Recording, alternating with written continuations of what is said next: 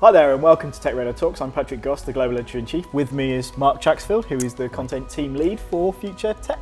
Yeah. Today we are celebrating 5 years of the iPad. Mark, it's kind of a big deal. It's a massive deal. It's a huge deal, especially when the iPad first came out. Everyone just thought, oh look, it's a big iPhone. What is this going to do? How is it going to revolutionize anything?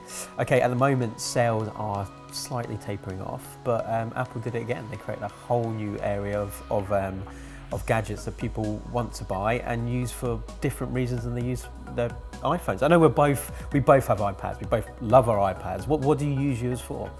Mine is a media player, first and foremost. I take it on holiday with me. I actually use it as a Kindle more than my Kindle for the books and for graphic novels and things like that, which look lovely on the screen. I love graphic novels on the iPad, the way you zoom into the paneling and things like that. Yeah, and as you touched on, I mean, 5 years ago, you know, people were still talking about the terrible battery life. What was it for? What was it going to be used for? Why did anyone need a giant iPhone? And yet, here we all are. I think for me, certainly, it was, I found things to use on it and then they became part of my daily life. I remember getting on a plane and finding out my player was broken, but I had an iPad loaded with a load of films I wanted to watch, and it immediately solved a big problem for me. And that was my moment when the iPad became a critical part of my daily life. Yeah, and I think it was meant to be the saviour of the magazine industry, and it wasn't that saviour, but what it did do was show that magazines can be that interactive, interesting element to media, really, and made them kind of, you could upgrade from paper stock to a really good iPad screen. So I thought it was really good. To be honest, I was an editor for a weekly iPad magazine for a while, which is now defunct. That does show the problems that you have with the iPad, that actually there's not many people that buy the stuff on newsstand. But if Apple created a better newsstand, I'm sure that's somewhere that can flourish. And I really think that's something that Apple need to do to make the iPad a more viable device for everybody and not just geeks like you and me.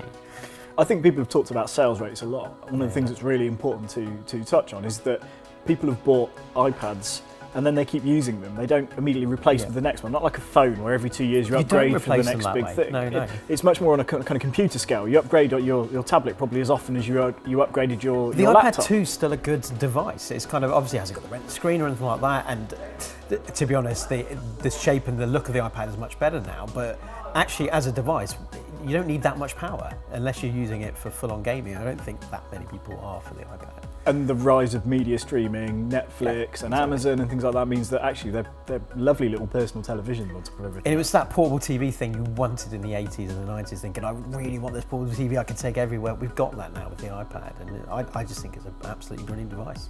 And I would almost guarantee that in 5 years' time we're talking about a decade of the iPad. So clearly they're here to stay. It will be around. It will be absolutely here to stay, yeah. Thanks for watching. This has been TechRadar Talks. We'll see you soon.